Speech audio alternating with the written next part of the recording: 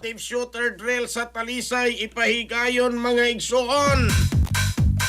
Detalye sa report sa Renato Giri pinagi sa pagpamati ni katropang Benji Talisay. Live report.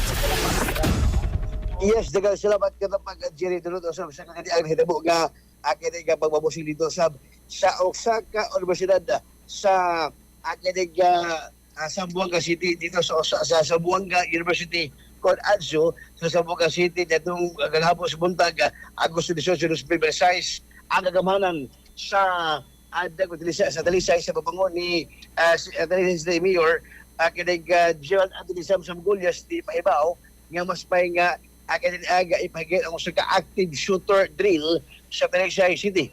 Mato ba ni Gullias nga yang manduan ang kablisan sa pabangon ni Police Lieutenant Colonel humugulo sayon ang pagpahugot nga paghatag og kining lecture ingon man pag-sit-in sa mga atungan mas mayo nga ipaubos sa kining kabatang classroom ang kining active shooter aron mahibaw ang kining mga estudyante, maestra o ginikanan o mga staff sa mga nagkinatuhan sa Talisay nga mamahimo sila ma-inform o ma-educate. Kailangan sabag kung sa akong buhaton kung doon magari active nga mga shooter sa tuhan kung may insidente kung dyan susama na hitabo dito mismo sa Osaka Universidad sa Zamboanga City. At yung minahon, ang pamahayag ni Talisay City Mayor Gerald Anthony Samsam Gullias.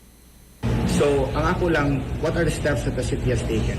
First of all, we wanted to look at the root cause on why people do this. And maybe it's cyberbullying, it's bullying. So we had a bullying seminar with all our schools, all our guidance counselors, na naalam untay mekanismo na pwede duulon ng mga bata if they are being bullied. Na mekanismo na maabot sa saktong mga tao, sa kapulisan, sa gobyerno, para kubaw ang mga estudyante that they have really Ni Mayor Gerald Anthony Samsam Gullias. Mga balita na nahipos sa kagamhanan sa Nagbayan sa Talisay. Kabag ang Santone Herbal Oil sa mga bahog-ilok. I-plus ang imputang iabag ang Santone Herbal Oil ala bawa pagkabahog-ilok yung mga katropa.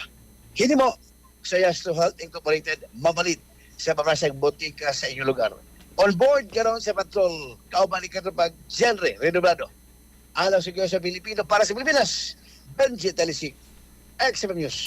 XFM report. Cellphone Plus Gold, mapalit sa mga butika sa inyong lugar.